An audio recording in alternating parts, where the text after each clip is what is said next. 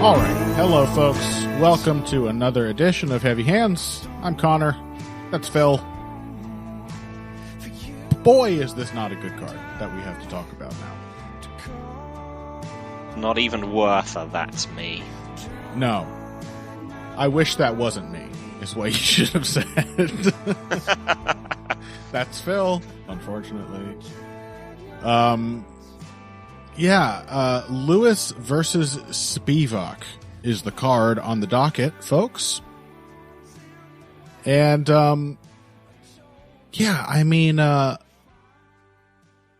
guess I should just abase myself. No, what's the word? I should flagellate myself at the top of the show. Cause what I really, really should have done is told Phil ahead of time to watch last weekend's fight, between, Artur Beterbiev, I'm never sure how to pronounce it, and Anthony Yarde, which was an absolute banger between two punchers who showed incredible resilience and just had a complete war. And that would have been a fun boxing match to talk about. But I didn't do that. It's my fault. I didn't tell Phil, hey, let's talk about this. Perhaps because I hadn't fully grasped just how bad the UFC schedule is, basically through the first, 2 months of 2023. What is going on? I mean, so we've talked before about how the UFC is clearly front loading their events throughout the year, right? So they leave themselves a cushion at the end. They make sure they hit their, whatever it is, 45 events per year that they're contractually obligated to deliver to ESPN. But also, does it feel like they're getting all their bad fighters out of the way as well? Does this just mean, starting in July, it's just going to be all top 15 fighters on every card? From the good divisions as well. Yeah, because what we're looking at is a lot of light heavyweight and a lot of heavyweight. And, at some point we get a double championship fight, which is fine on one level, but when you're like, it's Gane versus Jones, and then it's a Valentina Shevchenko title defense, it takes the luster off somewhat. Mm-hmm. This card that's coming up is absolutely dreadful. Yeah. I mean, lower ranked, heavyweights and light heavyweights are basically the order of the day. Uh-huh. And anyone from the divisions are pretty much people that you just haven't heard of. Yeah. And probably a good number of these people we haven't heard of are worth watching, and we're going to have to look into them, and probably later on in today's episode, we'll hit you with a couple of guys that caught our eye.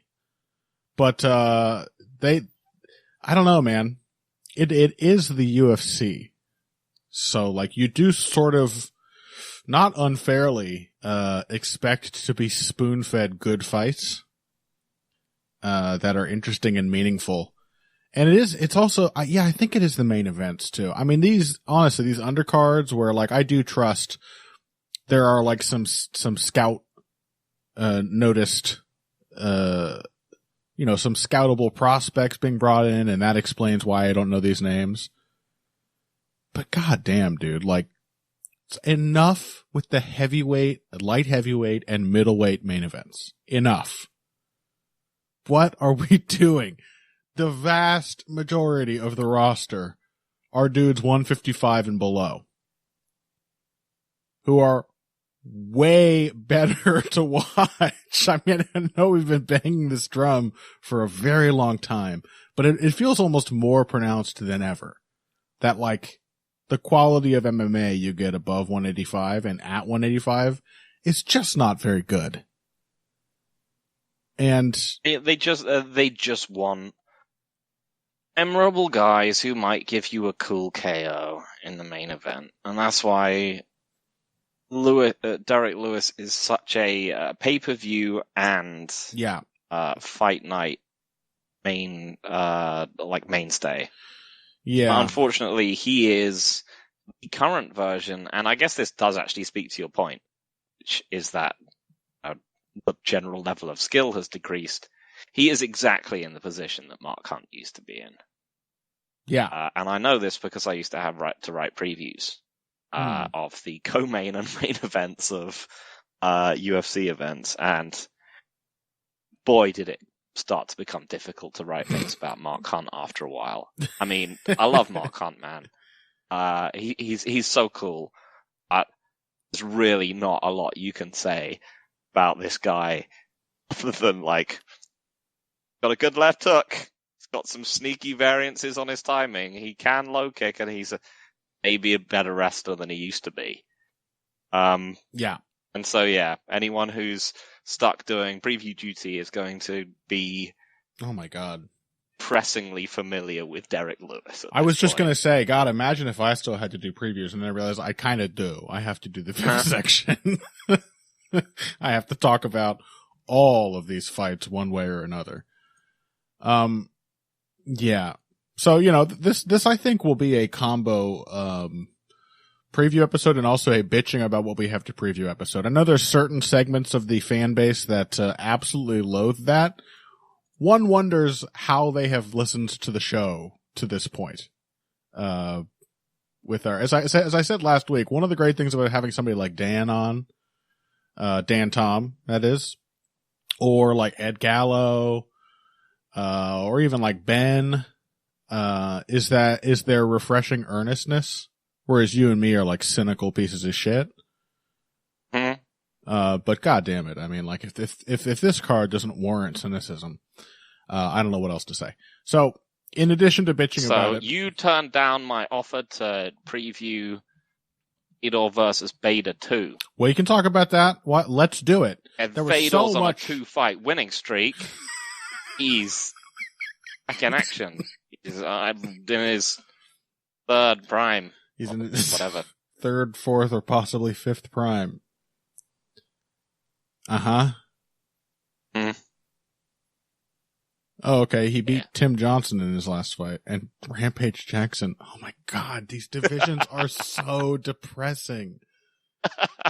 They just make me think about death. Like, why is everyone so old? Why are they still relevant? I saw Roy Nelson posting a video on Twitter yesterday where he's doing pad work. His beard is now completely gray. I'm like, this man has absorbed so much head trauma. He's like 53 years old. And he's out there being like, I should get a fight against Fedor. I don't want to see any of this. What is the appeal to you sickos who actually do get excited about this? Or does anybody? Does anybody care? Yeah, this is the logical extension of everyone who is like, you should have like a senior citizens league for the older fighters to fight against each other kind of thing. Yeah. Like this is where it ends up. You end up with fights like, you know, Tito versus Chuck 4, or indeed Quinton Jackson versus Fedor Emelianenko, a fight which, for you to ask people about it in the idea would have people salivating. Absolutely, yeah. And now, I mean, I guess people are still salivating, but presumably because their brains have rotted away in there. Yeah, drooling and sort of slobbering almost is the more. You know what? Fedor is definitely, he's got that Shogun record going, where if you look at it on Wikipedia and you look at just the colors, you just blur your eyes like it's a magic pixel thing. It's like, man, that's an alright looking record. There's a lot of green there. There's not that much red. Yeah. Surely doing alright. All blue names, you know, on Wikipedia. Like this guy must be getting relevant wins. Look at this guy's incredible career.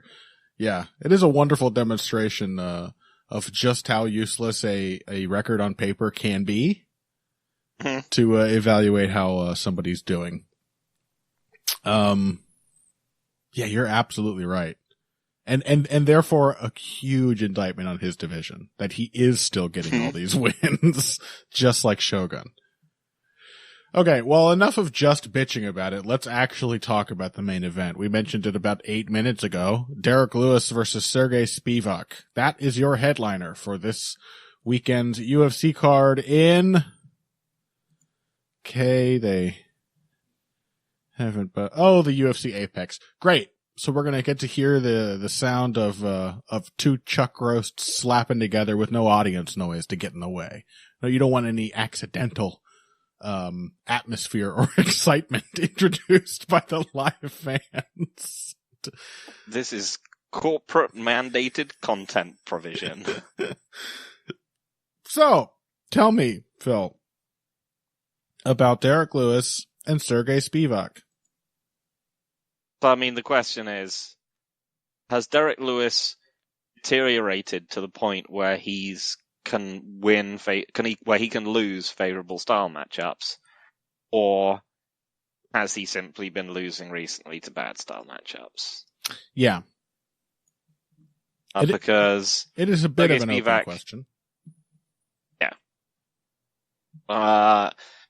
Yeah, Derek Lewis hasn't been looking great lately, but also you can look back at every single one of those losses, which are generally humiliating and terrible, and you can be like, he could have had these losses at any point in his career because he's, you just need to punch hard enough and to have enough confidence in your ability to punch hard enough, and you can do this to Derek because Lewis. He is not and never has been particularly good.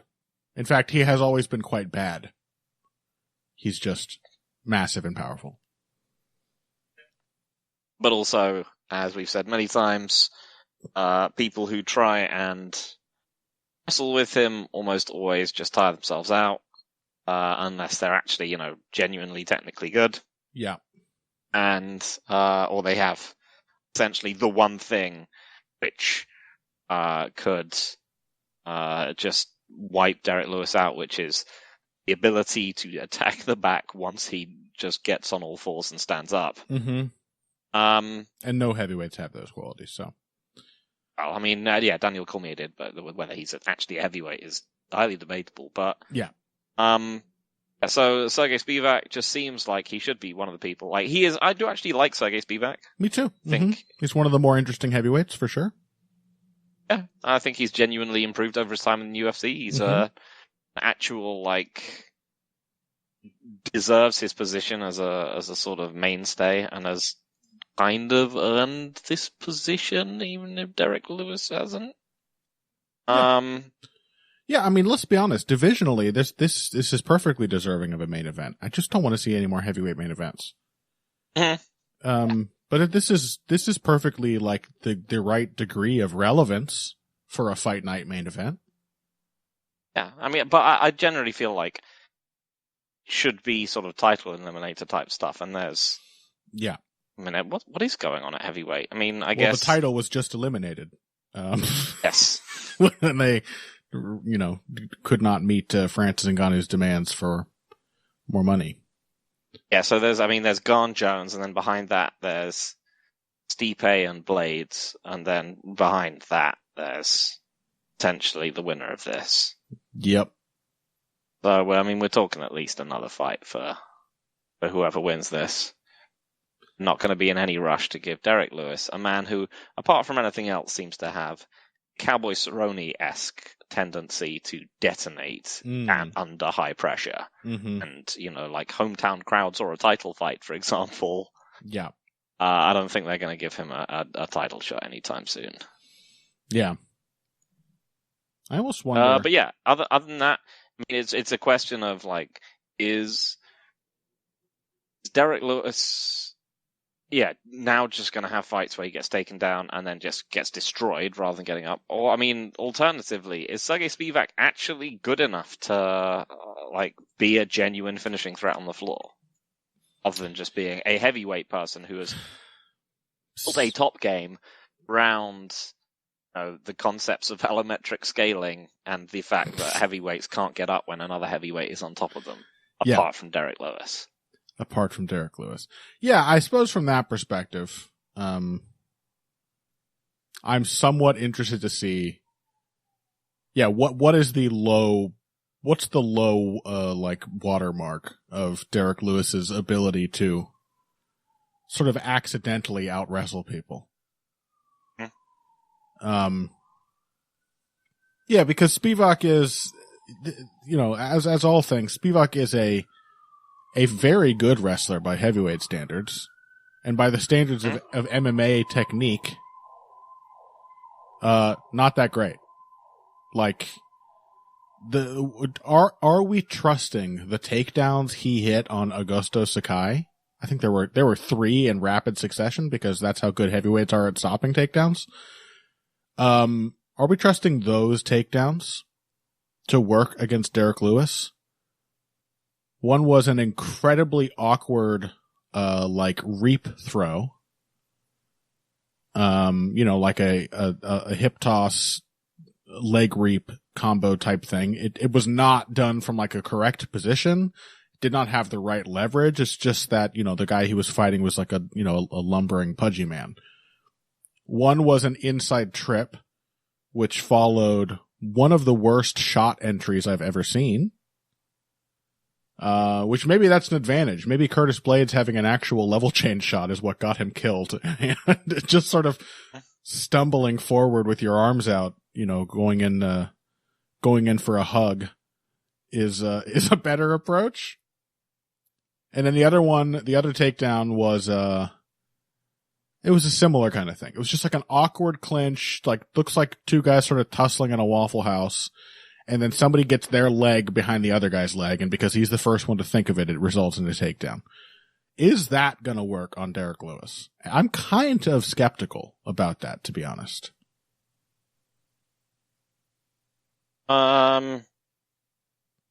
Is Derek Lewis a good takedown defender, I guess is the main question. No, he's just very difficult to move around.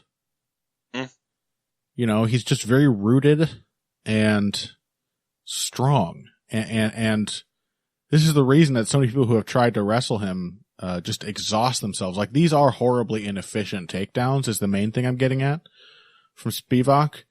And it does seem like at the very least, a chance to discover if the old Derek Lewis dynamic against grappler and wrestlers, or people who become grapplers and wrestlers when they get scared of him, if that still holds. So I suppose that brings us back to your initial question. Is he shot, or are these just people who would beat him anyway?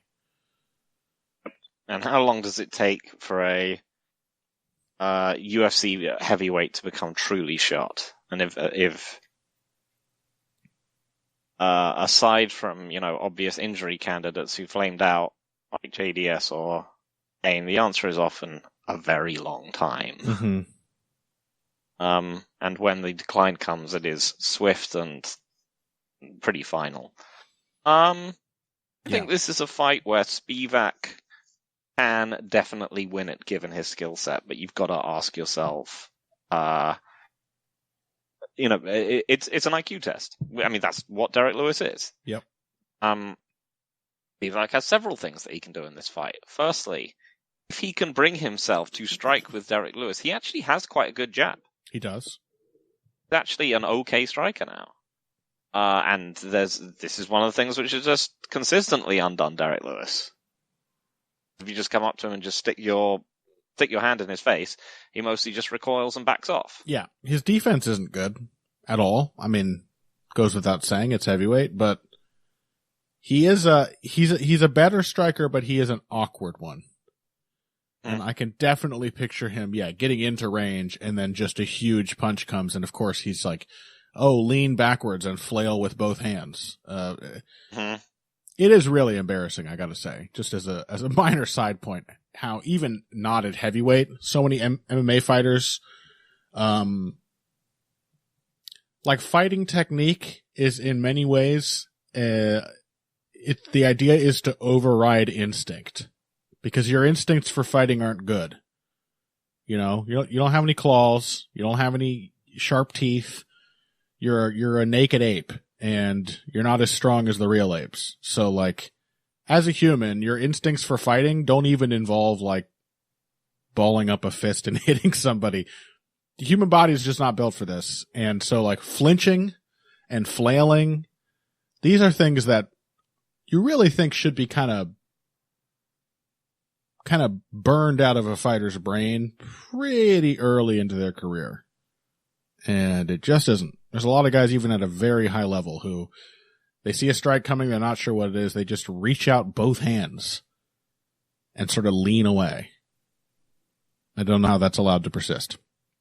Anyway, Spivak does that all the time. Derek Lewis's defense is just as bad, if not worse, but Derek Lewis is the one who hits really hard.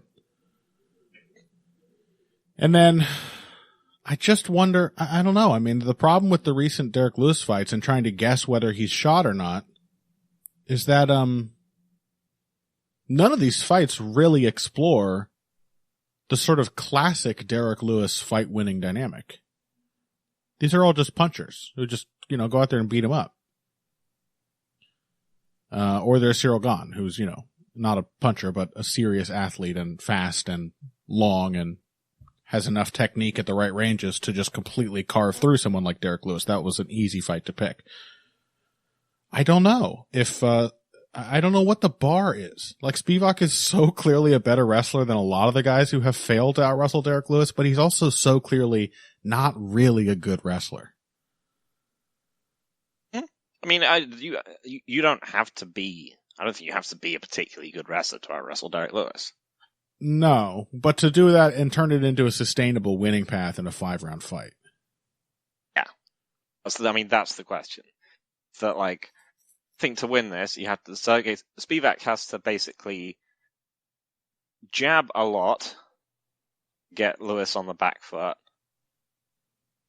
Then he needs to take Lewis down, then just sit on him in top position without expending energy until Derek Lewis tries to get back to his feet and then jump on his back. That's sort of multi-step game plan. I mean, Sergey Spivak could well do it. I think, as I said, I think he's a surprisingly coherent developing heavyweight. Yeah, no, I don't disagree. Quite enjoyable, but do I trust him to actually hit a 3-part game plan on someone? Don't really. I've got to be honest. Yeah. So yeah, it's just one of those ones where I have to think he's probably going to jab Derek Lewis. Parts of it are going to appear at times. He's going to jab Derek Lewis up a bunch if he doesn't get wiped out in the first exchange. He's going to hit some takedowns. Is he going to have gone over the tape? Being Derek Lewis gets up the same way every single time, just like Daniel Cormier did. I'm going to jump on his back and kill him for doing it. No. I just don't trust he's going to do it. He's going to try and instead do what every heavyweight instinctively does, and assume that his top position is unbreakable because he's big, and that once the guy starts getting up on his hands and knees, that he can just drop his weight onto the guy's back and shoulders and, get a seatbelt grip and then wrench them over. Yeah. Again, neither of these things ever work. They don't, yeah. He was in that position many, many times in that Sakai fight. He kept breaking him down and, a good approach, but it doesn't work on Derek. At least it hasn't. If you're also, Lewis isn't strong and at least grappling aware enough that you can't just submit him out of nowhere. If that was the case, then Alignet would have just got him out of there. Yeah. A Spivak is probably a more well put together fighter than Alignet at this point, but he's not singularly dangerous. Right. I think it's one of those ones you have to pick Derek Lewis. Yeah, I just haven't seen a grinder like Spivak ever beat Derek Lewis. That's still the heavyweight problem because there aren't a lot of people with an approach like that in this division. Everyone's just a big dumb puncher. Marcin Tybura and fairly prime Shamil Abdurakhimov. Both guys where you're just they're really tough, they're really durable, they're not stupid, gonna just keep approach going. They both actually got really far into winning those fights before they just ran out of gas and Lewis squished them. Yeah. So, it was easier to have faith in that pattern when it was so consistent. You'd be Derek Lewis is going to lose this fight until he doesn't. It does feel a little more questionable now, but there's really no concrete reason to think that won't still be the case. can't, unless it's one of those ones you have to see it happen. Exactly. To see him lose to someone on this level. It's like, like Cowboy Cerrone beating up people like Alex Morono. Yeah. He's going to do it every time, but the time that he doesn't do it, you're just like, he's done now. That's the end. Yeah. It really is that kind of fight. Derek Lewis better beat Sergey Spivak, or let me put it this way. If Derek Lewis doesn't beat Sergey Spivak, I don't want to see his ass in one more main event ever again, okay? Let that be the end of it, because that marks the end of his time as a serious contender or gatekeeper at heavyweight. Honestly, I don't want to see him in any main events anyway. Yeah, I mean, win or lose. I don't need to see any more from Derek. Can we just do what percentage of main events have been populated by just Derek Lewis and Anthony Smith over the last year? Too many. I mean, at least 15% of all the main events have got to be those two guys. That's too many. And at this point, it is enough. It's enough. Yeah. I'm picking Derek as well. I just don't think Spivak is quite like if Derek rematched Curtis Blades, I'd probably pick Curtis. Even knowing what happened in that fight. Because that is like the quality of wrestling and grappling and well-roundedness that I think it takes. I think Curtis Blades is perfectly capable of getting lucky or surviving a bad spot if he needs to and turning that into a decision win, if not succeeding in actually grinding Derek down and finishing him late. Spivak is not Curtis Blades. He is not that kind of athlete. He is not a particularly technical wrestler. His grappling is better than his wrestling, but it's always existed in a heavyweight context, and Derek Lewis has figured out just how to sort of bypass. Like we were talking with Ben Cohn about like shortcuts and grappling positions. Derek Lewis is the king of shortcuts. There's so much stuff he just doesn't have to deal with because he just bides his time and gets up. So yeah, I have to take Derek until I see it. I don't feel there's another logical, pick to make in this fight. So RIP Derek Lewis, now that we've both signed his death warrant, and let's take a break. When we come back, question mark. Rest of these sensational fights on this card. We'll definitely be talking about another heavyweight fight. Marcin Tabora versus Blagoy Ivanov. And more after this. Hey everybody, thanks for listening to this week's Heavy Hands. If you like what you hear, please consider pledging to support the podcast on Patreon. Patreon is basically continuous crowdfunding. You sign up to contribute a certain amount per month to help us with production costs and the like, and in return you get rewards ranging from a mention on the Heavy Hands website to a question or topic of your choice being discussed on the show. We have a lot more in the works to reward you for your help, and we appreciate every contribution. No amount is too small. Just head over to patreon.com and find how you can help out, the only show dedicated to the finer points of face punching. Now let's get back to it. All right, folks, welcome back to Heavy Hands. We are continuing through possibly one of the worst cards, at least at first glance, that I can recall seeing in quite some time. The reason that this is a first glance issue, as I sort of mentioned at the top, is that a great many of these fighters are simply unknown to me.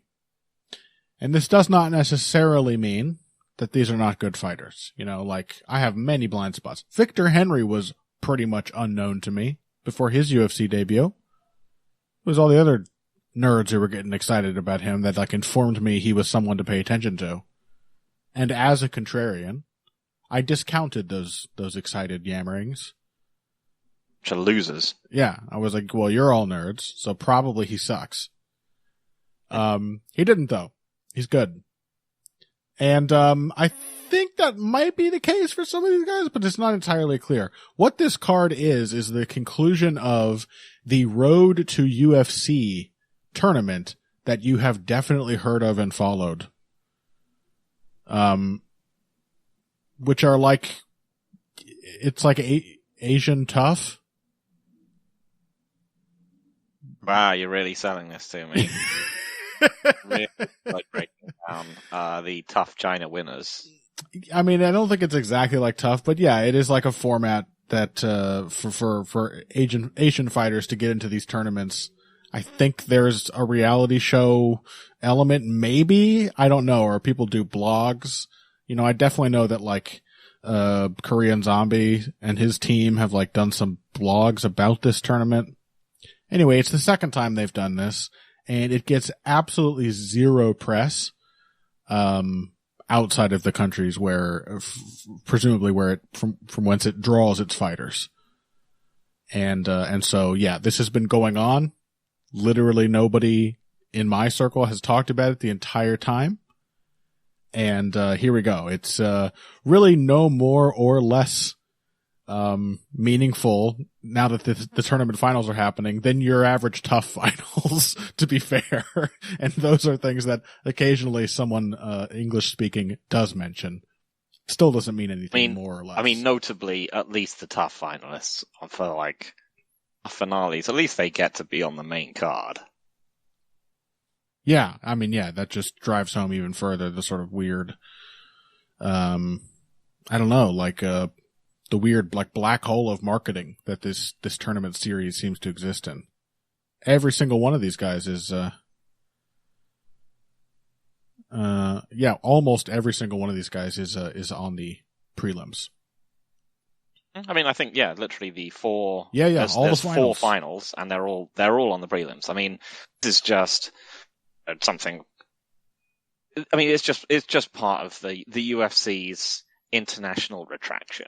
So that over the course of COVID, they realized that they could fulfill contractual obligations, make themselves a shitload of money, and just largely sitting home and putting on events on the Apex. Mm-hmm. And so we have this nominally like finals of these, Asian prospects making their way to the UFC. Will they set the UFC on fire? Who knows? It's at the Apex and they're on the prelims because, they just needed space to fill. And yeah, I think back in the day, this would have actually been, the UFC would have got on the road and they would have, so to speak, they would have actually gone to a country in Asia to have this event on. Mm-hmm. Would the event have been much better? Probably not.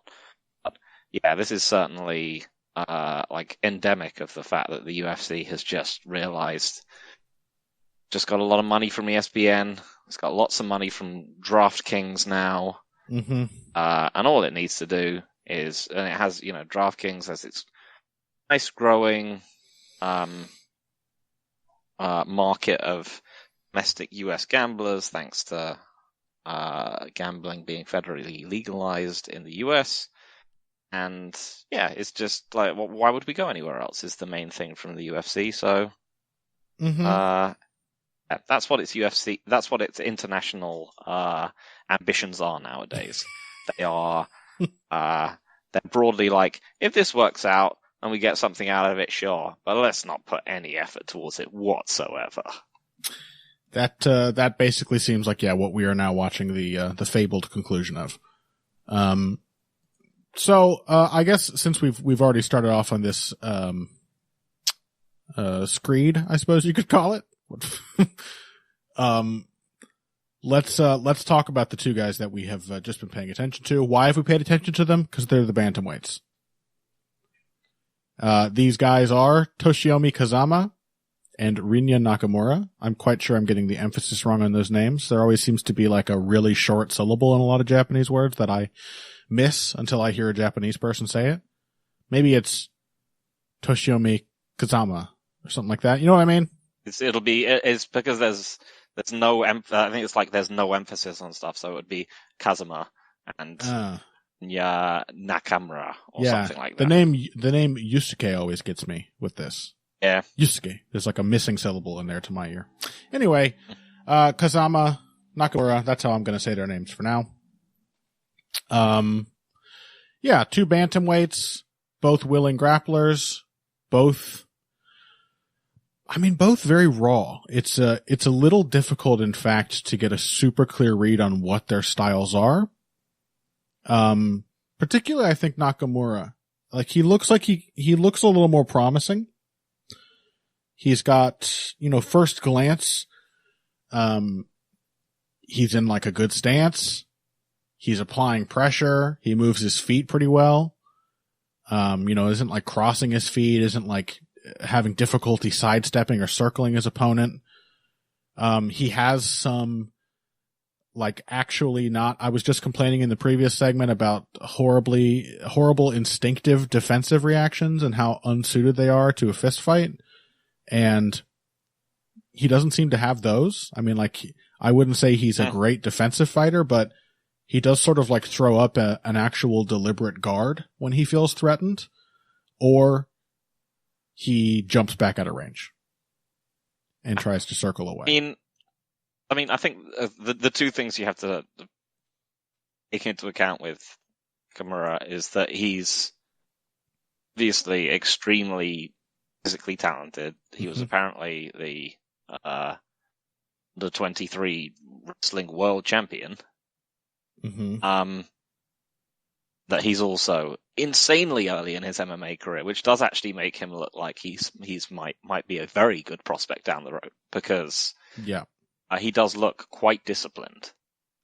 If you consider that he started his career in May of 2021, which, puts him at this point, bit over 18 months into his professional career, which is a stupid thing to be going to the UFC. Honestly.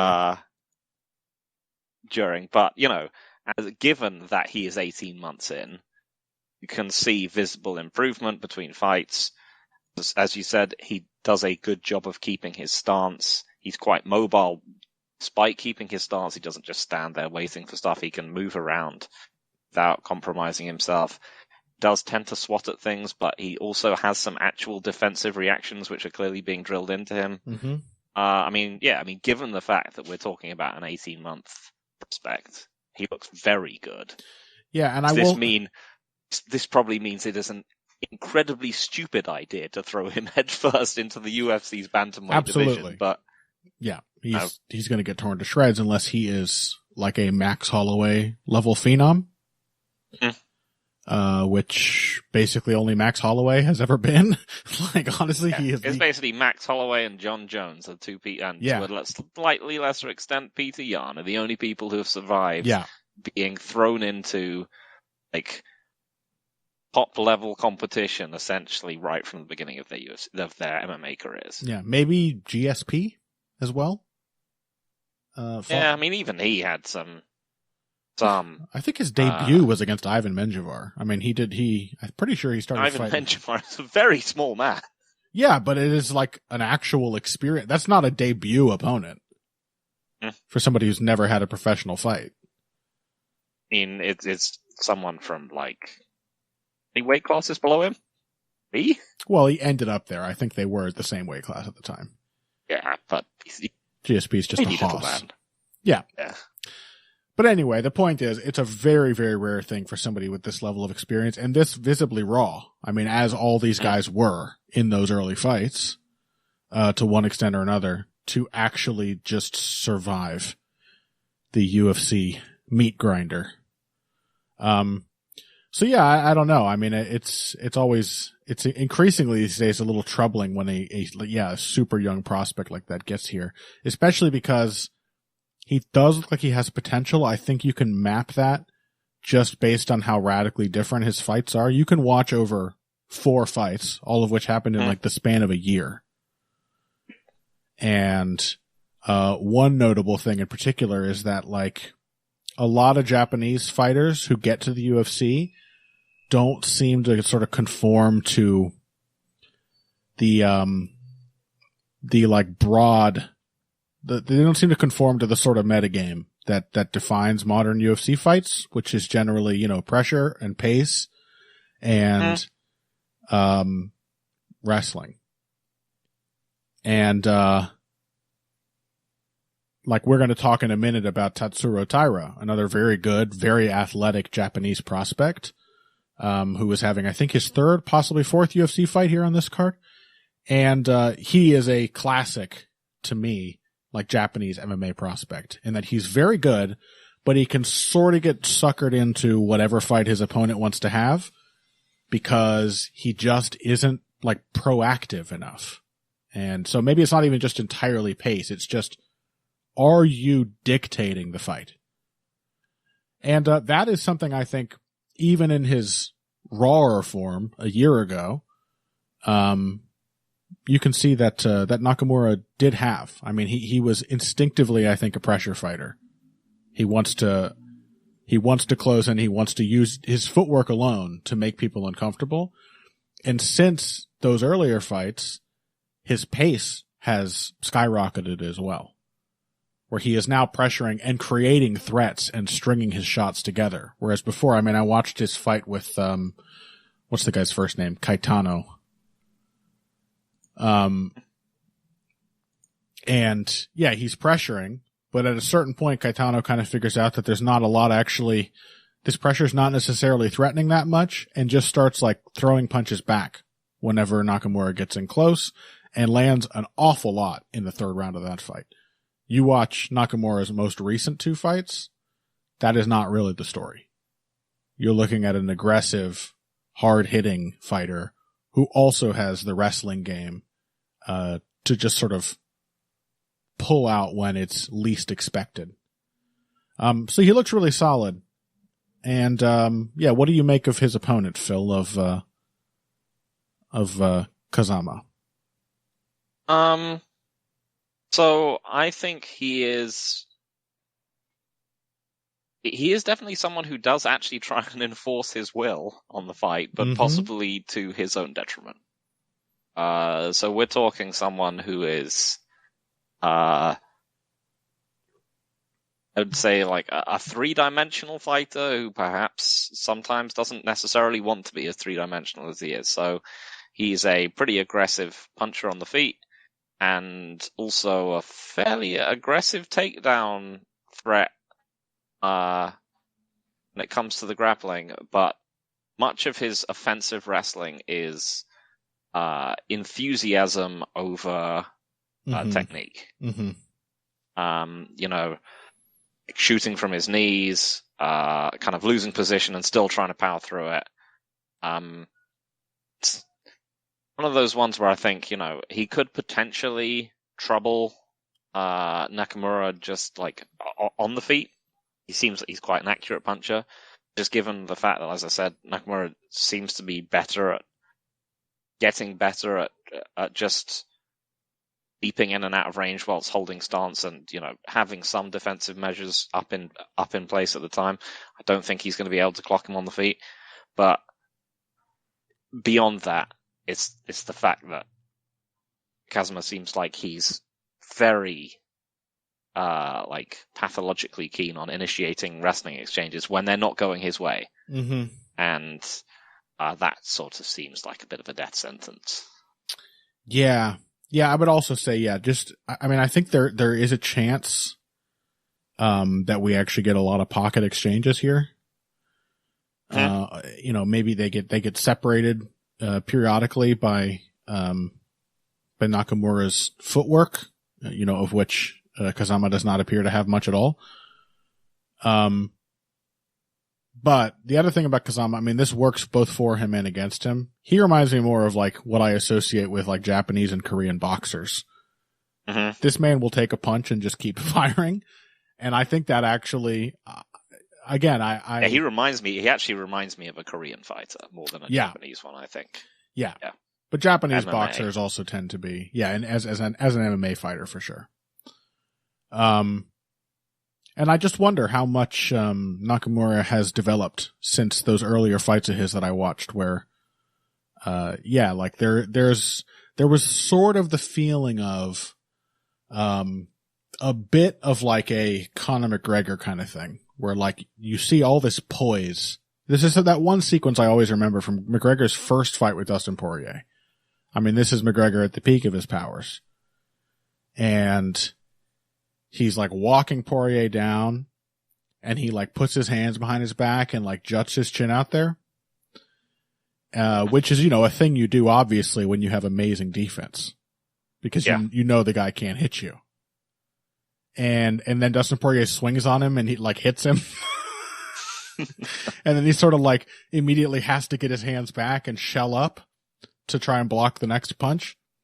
There's a lot of that in MMA. A lot of like, can I make up for in swagger what I lack in technical depth? And I do wonder if there's a bit of that going on with Nakamura. That just, Kazama's complete willingness to exchange shots, to take a punch clean on the mouth and just keep swinging back and countering. In fact, that might not lead to some interesting problems, because again, I have seen Nakamura, like flag later in a fight and struggle with that in particular. Just somebody being, and that's just, you know, that's just a natural thing that happens to everyone. I mean, literally pretty much everyone. Yeah. I mean, you know, John Jones got tired out by Stephan Bonner. Yeah.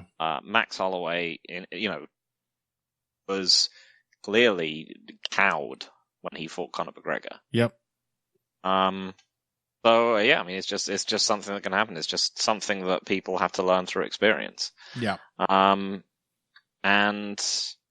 yeah, we've kind of seen it from Nakamura before. Yeah. So just the question is, and the other thing obviously is that I don't know how many people he's fought that are actually his own size. I think the tail of the tape says these guys are both 5'7". It looks like Nakamura is bigger than him, than Kazama, does. But you know, I don't think the size difference in the people that he's fought already has been relatively pronounced. Yeah, again, that one where he had a little trouble, the Caetano fight, that guy was about his size and had looked to me, I don't have the numbers, but looked like a longer reach. And maybe that explains some of his troubles there as well. Yeah, but I kind of have to assume that, as you said, Kazama's own determination to wrestle absolutely everyone could be his undoing. Because this is a fight where it'll be messy and he might not be cleanly winning, but he will, I think, probably find some chances as long as it's on the feet. And who knows? He might even surprise Nakamura with a takedown early. But sort of against everyone, you see that, after he's done surprising them with like his initial shot and they're ready for it, they're looking for it, he really does try to like muscle through his takedowns and just kind of, tries to, yeah, he's like a fighter who tries to psych people out, with every aspect of his fighting. And, I just don't know that that's going to work against a rapidly improving Nakamura. So I'll take Rinya Nakamura. Yeah, I'll say like, if I had followed this series, I probably would be somewhat interested in all of these fights, these finals. But I didn't, and no one even told me about it. So Name the UFC's increasingly terrible insular marketing. Yeah, honestly. Okay. They're busy. They gotta sell off every square inch of the octagon. You know, they've got to make whatever it is, the Jake Paul hydration zones. Yeah. Corners. Yeah. Curious decision there, Jake Paul. Being extremely critical of Dana White, now just sort of doing an advertising deal with him. Yeah, it's almost like none of this is real. It's just rich people just milking the world. All right. Let's talk. It's not the direction. Let's talk Taira and Aguilar. Okay. All right. Let's actually take a break before we do that, because we've been talking for 20 minutes about these two unknowns. So one more break. When we come back, Tatsuro Taira, Jesus Santos Aguilar, and then I think we might at least mention like Tabora Ivanov as well. So those two after this. Financial support is fantastic, but there are other even easier ways to support Heavy Hands. Perhaps the best is by spreading the word. We know our fan base. You're all cool, popular people with serious social media presences. You're tastemakers and trendsetters. Okay, there are one or two of you that don't fit that description, you know who you are, but no matter what, you can always help us out by telling folks about the show. And you can also give us a positive rating and review on iTunes and Stitcher, things like that. We rely on word of mouth and positive feedback to grow and improve, so thank you very much for your time and your help. Now, back to the show. Welcome back to Heavy Hands. We are jumping all the way down, curiously placed fight, I have to be honest, all the way down to the curtain jerker slot to discuss a fight between Tatsuro Taira and Contender Series prospect Jesus Santos Aguilar. Did we get any confirmation on whether or not he is related to Kevin Aguilar? I could not find anything about that. Because he does look a lot like him. I'm going to end up being racist for this, but yes, he does look like him. Phil and I are racist, so let's just get that out of the way. But it's not just he's like has a similar build. He's like stocky, but like long armed, and he's got the goatee too. It might be just the goatee that is adding to the resemblance, but they might be related. Anyway, he came in off the Contender Series. Very fun fighter, very aggressive. I think, to be honest, we were just talking shit about how poorly the UFC manages prospects. To my, by my reckoning, they're doing an okay job with Tatsuro Taira. I think he is, at flyweight could very easily be fighting like six good fighters in this division. Although I just saw they lost Askar Askarov, which is a shame. Didn't they lost him a little bit ago, right? I think so. He's only officially signed with. Yeah. Where is it now? I think he's signed with. Oh God, I just saw it the other day. I don't know. ACA? Yeah, maybe. Yeah. I think that you're right, that there was like some talk about his contract running out a while ago, but like, I don't know. I guess they decided the better thing to do with flyweight is just get a bunch of cheap cuts. So anyway, Aguilar comes in off the Contender Series, and he is now, Taira I don't think he's gotten an unreasonably soft touch. But he has actually sort of been handled like a prospect. I think he fought, was it Candelario? CJ Vergara. These are like not bad fighters.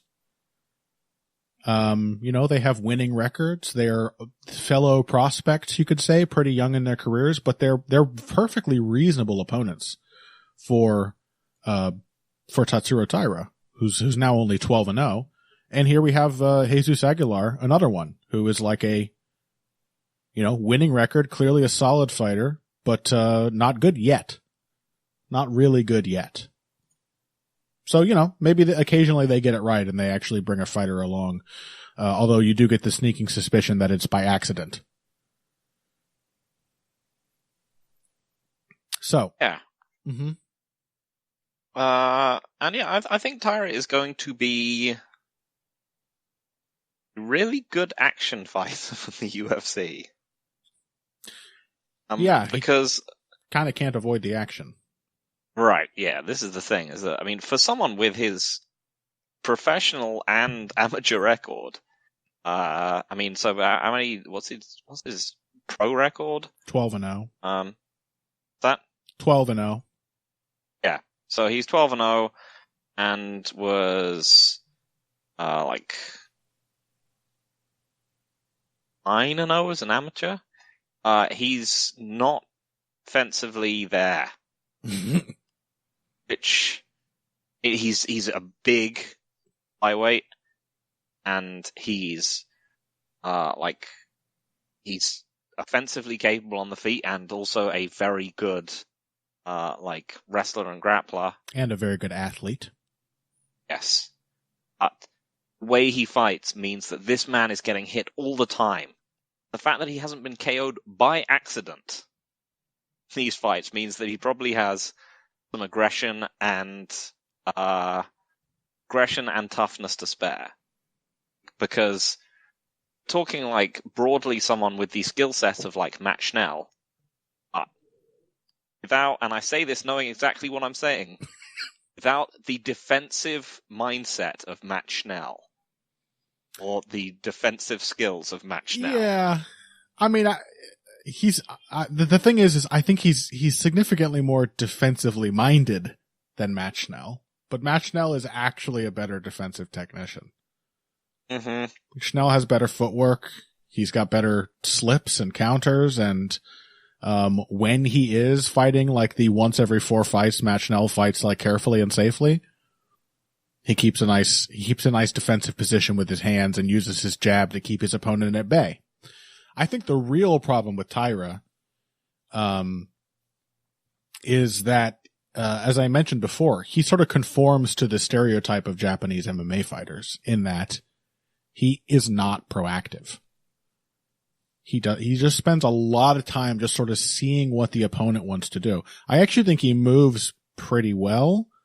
He can counter quite well, like 3 times per round. He just isn't, not even just proactive, he just isn't very active. He's a very low output fighter. And that includes like bullshit output. That includes like, he doesn't feint a lot. He doesn't jab a lot. He doesn't like measure distance a lot. He just sort of tries to stay at range and let the opponent make a mistake. And then,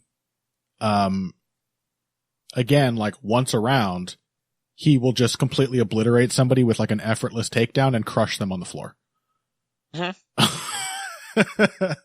So, yeah, I mean, he's got like, offensively, he's like genuinely pretty good. Like he's like everywhere. Mm-hmm. He's pretty sharp jab.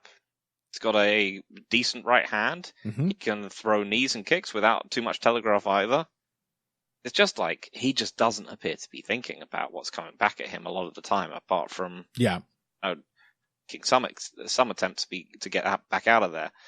And so this is Santos Aguilar seems, I mean, broadly speaking, it doesn't seem like a super different matchup to the one we described, because with a bit more risk associated with it, because like Aguilar is again like a sort of stocky banger who is going to accept and exchange in the wrestling with people, which means like there is a much more significant chance, I think, that he just clocks Taira on the feet.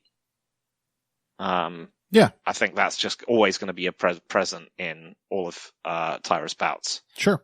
He definitely is willing to sell out on some massive swings.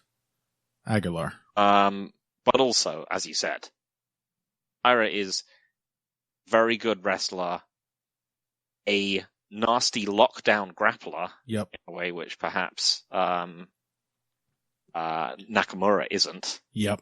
As in, he has the flyweight. He has taken note of the thing you should do as a flyweight, which is take people's backs. Yep.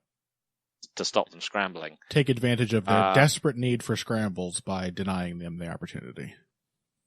He's just very offensively potent. I mean, I think we're just looking at a really fun action fight. I mean, whether he's got the down the road, whether he's got the like firepower to hang with, say, hang with the upper level action fights in the division is quite another question. You know, I think he's definitely at least a few more development fights away from being thrown up against a Royval or a Pantoja. Yeah. But, just on pace. But, yeah, I mean, he looks like great fun. Yeah, that's why I'm surprised by how he's been treated so far. Just because it doesn't take that long to get into the upper echelon in a division as shallow as flyweight. Yeah, it's like he's like one of those guys. It's like he's like Arnold Allen, where they're just like, you are going to get exactly appropriate matchup making every time out for no apparent reason. And look at Arnold Allen, goddammit. It works. It works to develop a fighter not only in the gym, but through their schedule. Yeah. Yeah, we'll see if Taira solves his pace issues or anything, but I am still going to pick him reasonably confidently over Aguilar. Aguilar is a very messy fighter. He might land some big thudding shots on Taira, but so far Taira looks super durable. He just looks like a guy whose focus might drift from time to time, but when like there is a pressing need for defense or counterattack, he does answer. That's true on the ground as well. There was a scary sequence, I think, in his fight with Candelario where he got caught in I think it was a guillotine, and you could see like just instantly making all the correct adjustments, and within 30 seconds it was him in top position attacking a submission. And then it's also just the wrestling. I mean, Aguilar is also a super willing wrestler and doesn't look that particularly good at it. He looks strong, but it's a little too heavyweight in terms of the wrestling technique for this division. And I also wonder if, I mean, I watched Aguilar's fight with Ferreira on the Contender Series, yeah, there's a point where like Ferreira just like gets his back on the ground, and Aguilar does this like, you know, the quad pod thing that Ben Cohn talked to us about, and he just has to like hang out there for like a full minute, like, and really it's just that Ferreira doesn't correctly know how to break him down, or is not exactly in the right position, like stable enough on his back, and so wasn't able to progress. Taira is really, really good at, first of all, just getting to exactly the right position in the scramble from the jump, and also really, really good at slowly, methodically breaking people down from those positions. So, yeah, he's obviously down a weight class and different nationality, but he does remind me a little of Kyung Ho Kong in the general construction of his game. Mm-hmm. And I love Kyung Ho Kong. That guy is so fun. Yeah, that's a good comparison. So there we go. Our two, interesting Japanese prospect fights. Probably there's something interesting about, at least one of these other road to UFC finals, but, instead of discussing the others, or anything else in the prelims, we're going to jump right back up to the main card and close out by talking. I mean, do we want to talk the heavyweights, or should we talk about Doo Ho Choi, Kyle Nelson? One of these fights is going to be fun, and one of them isn't. I mean, in some ways, I kind of rate the heavyweight one because it's so unfun. Like, all right, there's going to be a grinding and horrific as you can feasibly get without putting like Andrei Arlovsky in there. Yeah. Okay, great. Arlovsky, obviously. Well, folks, you heard it. It's Phil's decision. We're talking about Marcin Tabora and Blagoy Ivanov. What do you make of it? A bit of a slap in the face to old Marcin, I feel. This guy, like, didn't he literally beat Spivak? Yep. He's won. We said, like, last time when we were talking about people for Jelton Almeida to fight, he's won 6 out of his last 7 fights and only lost to Alexander Volkov, who is a terrible matchup for him, and where he acquitted himself sort of quite well and in an absolutely horrible fight. Volkov didn't look good either. Ooh. Yeah, he, was fairly competitive. Tabora has really quietly, and I'm wondering why it's so quiet, put together an extremely successful UFC heavyweight career. I mean, he just beat Alexander Romanov, like one of the hot prospects at heavyweight in his last fight. And Romanov is now getting a fight with the still higher ranked Volkov, whereas Tabora, for some reason, has to fight the Bulgarian toughest man in the world. Yeah, the Bulgarian cyborg Blagoy Ivanov, who survived being stabbed more times than 50 Cent was shot. So I don't know. I don't know what's going on. Perhaps it's just that and you can't say they're not right. Nobody gives a shit about Marcin Tabora. His fights are weird and ugly. When he wins, it's Well, I was going to say it's not that impressive, but I sure as hell enjoyed that Greg Hardy fight.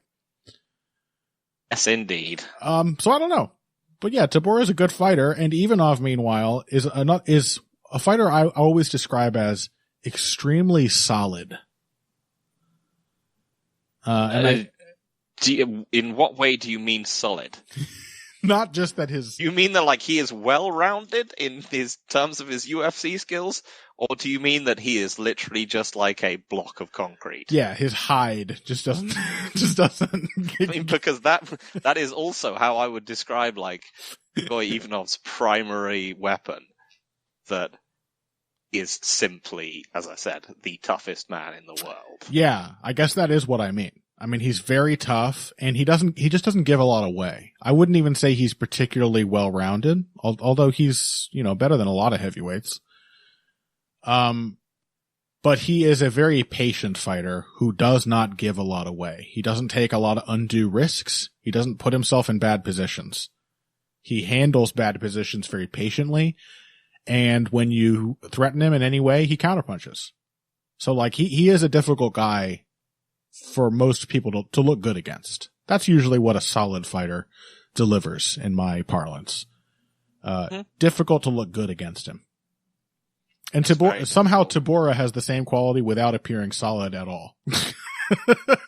Tabora often seems very slightly desperate, but always keeping it under control, and just one of those guys who is just sweaty and tired and exhausted and miserable all the time, but he gets some kind of catharsis from it. I have talked about, we've had a lot of talk about what people's instinctive defensive reactions are on this episode.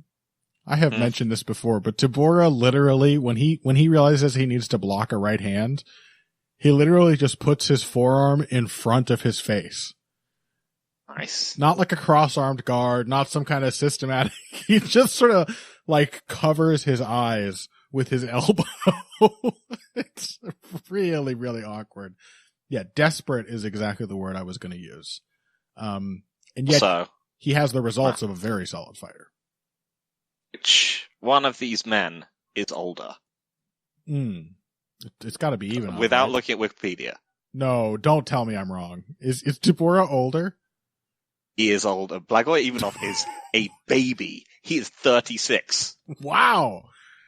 I know. He looks like he's at least 45. I was like, surely this guy's approaching Alinic territory, right? No. He just looks like that.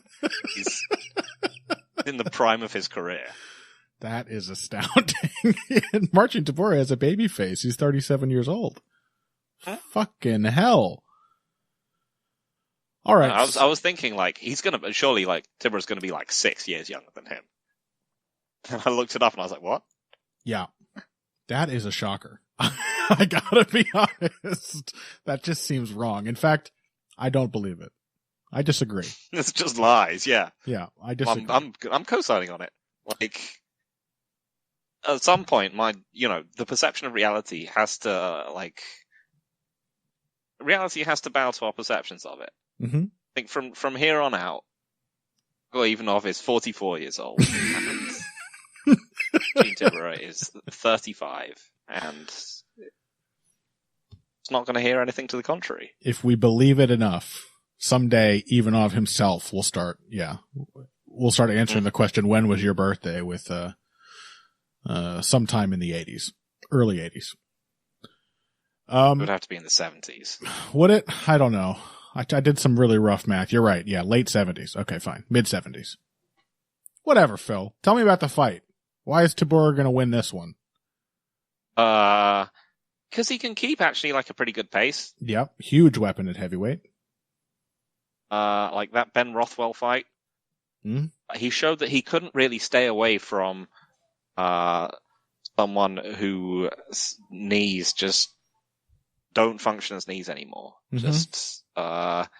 But he also showed that he could actually kind of drown someone whose main weapon is just pace and uncomfortableness and toughness.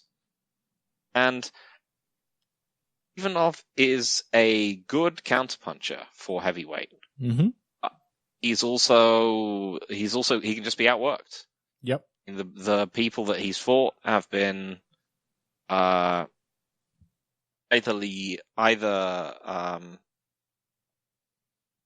I guess he also beat Ben Rothwell. Mm-hmm. Actually, maybe I'm just. It was a really shaky looking Ben Rothwell. I got to be honest. Yeah. This is the thing, right? Is that one of the many things keeping Tabora from like contention, that he is moderately well rounded. Yeah. He doesn't have any standout physical traits anywhere, including, unfortunately, durability. And so, I mean, I guess, Ivanov is essentially has functioned like the Assunção of heavyweight, in that he's hits hard enough to scare people, but not hard enough to ever actually knock them out. Yeah. I guess the main thing is, if he hits Tabora, will he scare him off? And, so that Tabora doesn't just overwhelm him with like volume and kicking, which he's also actually okay at, and wrestling, which he's also okay at, which I don't expect to work particularly well against Ivanov, but I think will at least burn time in the clock. For sure, it's part of the pace. If he can scare Tabora off. And I think, back in before this streak, probably would have said, yes, he will scare Tabora off, and that will be the story of the fight, is that without a constant stream of offense flowing, it's not like Tabora has any actual defense to rely on, mm-hmm. and he'll just continue getting slightly hurt and slightly scared until the end of the fight. But now, I actually think I maybe trust him to just stay with Ivanov for the whole fight and possibly just like win again, like a really ugly nip-tuck decision. Yeah, I mean, I think the one problem here for Tabora compared to his, because I don't think he'll get scared off. He has faced down much scarier punchers than Ivanov. Not as sharp necessarily, but much harder hitters and not backed down. I mean, probably Greg Hardy is a significantly harder hitter than Ivanov. Walt Harris. He doesn't have but Greg Hardy himself is also Greg Hardy and Walt Harris are both guys that absolutely disintegrate the moment you back at them. Yes. That's part of it. That's a problem. The other one is they're both terrible wrestlers. And Ivanov is not. He's actually just quite difficult to take down and control when he has a mind to actually hit takedowns. I mean, this is a guy who successfully out-wrestled, you could say, Derek Lewis.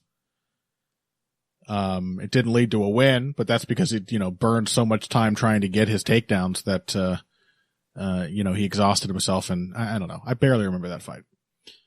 Yeah, but Ivanov this is another aspect of his solidness. He has some semblance of defense on the feet, and he makes up for what he lacks with just sheer toughness. And then he's got pretty good defense, to takedowns, and makes up for what he lacks with, being like a block of stone, who's just actually very difficult to get off of his feet. And that tends to be in so many of these recent fights where Tabora's durability has failed him early, and he has had to like go complete desperation mode and survive and get his way back into it. It has been the wrestling that gets him back into it. But Ivanov is going to fight at a glacially slow pace the whole time anyway. And I also just don't know that he's powerful enough to actually hurt Tabora. I mean, he is powerful enough, but I think Tabora is going to get all the time he really needs to recover from those shots. So, yeah, as mentioned, it's 100% one where I would pick for back in the day to get scared off. Yeah, right. Now I think I'm going to trust his ability to be miserable, to stay miserable and not let it get to him. Yeah. Yeah. I think, like Derek Lewis, another, heavyweight whose like skill set is not particularly pretty. He's just sort of found a sort of, perpetually depressed zen that carries these fights. Like, I know the fight's going to be miserable. That's part of it. I can win even if it's miserable. There's a hobbit who was kicked out of the Shire for being too big. It's like Parrot and the dwarves in the Terry Pratchett I was series. just going to say that. It reminds me of one of my favorite Terry Pratchett jokes. Yeah. Yeah. Well, why didn't you tell me I wasn't a dwarf sooner? Well, we kind of thought you'd grow out of it. Grow out of what? Growing. Nice. Yeah, that's Marcin Tabora.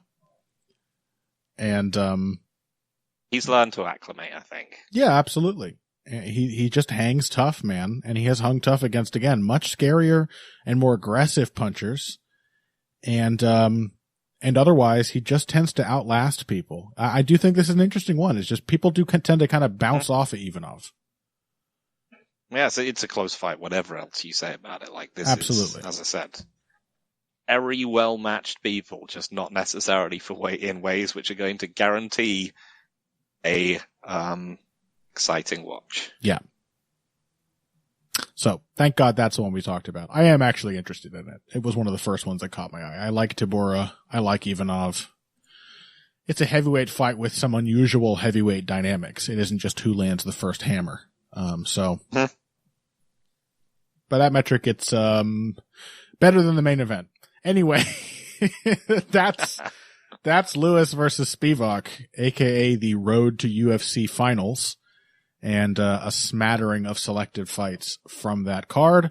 We will be back next week when, thank God, we've got a card that, as you said before, Phil, is really not as good as you would expect, given how, like, clearly robbed of meaningful fights the other Fight Night cards have been. But it is good. Makhachev Volkanovski. It's got a sensational main event, and then like 2 or 3 really good fights, and then like a bunch of stuff. Makhachev Volkanovski. You got Yair Rodriguez, Josh Emmett. You got the boy Jack Della Maddalena taking on Randy Brown. That's pretty much where like the really, really good fights stop. But there's still cool stuff like Kulabut Bakhtasarian. There's I'm actually kind of interested in Lukbunmi Reed. Subaira Tukugov is fighting someone named Elvis. Okay. It's some stuff. It's some stuff. stuff. UFC 284, it's better than this. And we will be back next week to talk to you about it. Until then, if you came here today for the finer points of face punching, I think you came to like this. This has been Heavy Hands.